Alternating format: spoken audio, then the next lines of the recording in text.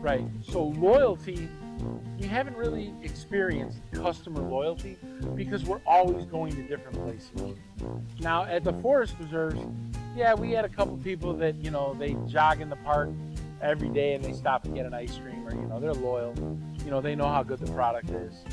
But as far as customer loyalty, we really haven't built that. And I tell you what, this occupies my life a lot, like almost 24/7. I eat, drink, and sleep this thing.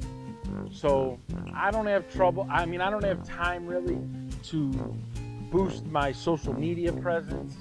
And like if I was to publicize some of the events that we go to, I'm sure we could increase our sales, but I just don't have the time or the energy or the know-how to do this on social media. I found you, this videographer, because I want to start to boost my social media presence, and eventually I want to sell the truck. After this summer, I'd like somebody like in September to buy it from me. I'll give them a good deal on it, and let them put that in storage on their farm or whatever down south, somewhere where they got a pole barn where they can store all the freezers and everything. And then come December, January, February, have them hit the phones. Talk to the municipalities, talk to the state parks, see where you can get in, where you fit in. Concerts, festivals. They have concerts where 50,000 people, free concerts. I'm going to one just in a couple weeks in Loves Park, Illinois, the Rhythm of the Heart Festival. And we're going to have to drive about an hour and a half to get there from our warehouse. But it's 50,000 people. It's concerts from 10 o'clock in the morning until 10 o'clock at night, and it's a different 50,000 people. I'm sure that there's going to be a different 50,000 in the morning than there's going to be at night. And yeah, I'm going to sell a lot of ice cream. And since we're making the trip, I have a camper.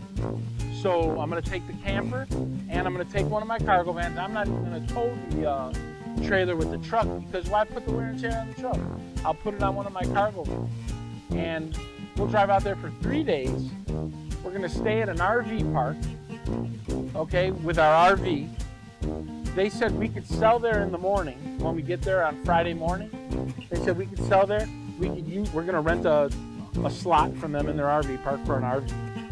And we're going to, they said they have a clubhouse. They have like a little country club there, like a swimming pool, tennis courts, basketball courts, all that stuff, showers, all that. We're going to do all that. Then in the evening, we're going to go to Byron Dragway and do NHRA funny car qualifying. And we're going to sell ice cream there. The fee to get in was $200, no problem. If we wanted to go the next day, it would have been $400 for the main event, but this was qualifying. But the next day is when we go to Loves Park for the Rhythm of the Heart Festival. We're going to kill it there. We're going to go back to the trailer park there, or the RV park that night. And then the next morning, we're going to sell it and we're going to leave out in the afternoon.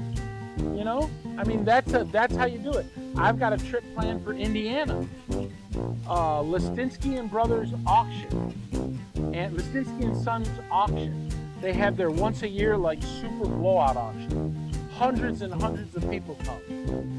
Maybe even thousands, they said, but it's definitely hundreds and hundreds. And so we're going to plan an event, a trip, where I have permission from a landowner out there who has a parking lot at a major intersection. And it's just like a gravel ramp, like you can just drive right onto the parking lot. And we're going to sell right there. Park and sell ice cream. We did that last year. We made $1,000 just parking there selling ice cream until only 7 o'clock. And then we went to my friend's family reunion, and I drove up and gave everybody free ice cream.